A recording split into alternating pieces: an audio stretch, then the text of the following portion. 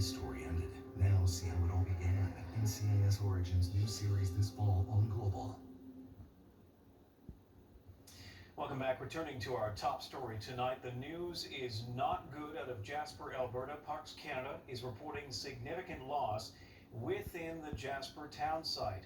One of two fires in the area made it into town tonight, and Lisa McGregor is live with the latest. Lisa, I thought the look on the face of the fire information officer you had earlier basically said it all. It is not good. His face looked grim. It truly did. He was in absolute shock, and I think he just can't believe what he's heard and he had seen in this iconic town. And I think he was worried for a lot of firefighters because you can only imagine how much they're having to deal with there. And it was utter disbelief from him, and he just couldn't tell us much. He couldn't tell us locations or the structures affected, but you knew looking at him that there was a significant damage. And we do know the Jasper Park Lodge has been hit by the wildfire, as well as we heard from the owners of the Moline Lodge that's been around, family owned since 1961. That completely engulfed in flames. It's almost just unbelievable to see the photo of this lodge in the town of Jasper burnt to the ground at this point. And That's what horrible. else is gone? We don't know at this point, but we know the crews are absolutely working so hard. There's been crews coming in from St. Albert, Edmonton, Hinton. That's really bad. Lots of Holy areas crap. throughout Alberta to help out. Consistently throughout the past couple of hours, we've seen huge, massive water trucks come through, and then emergency vehicles, fire trucks running through, and even RCMP have blocked up part of the road, and they've been here to support us while we look at what's happening. And the rain, it continues, but it's tapered off intermittently.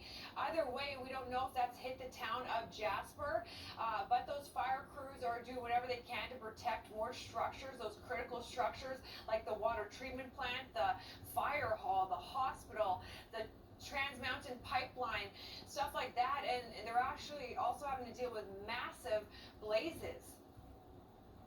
There's a significant wildfire burning within the municipal boundary of the town of Jasper. That fire continues to burn, and our firefighters are doing their best to protect structures where they're able to. The fire is as tall as 300 to 400 feet high, according to firefighters, moving as quickly as 1,500 meters per second.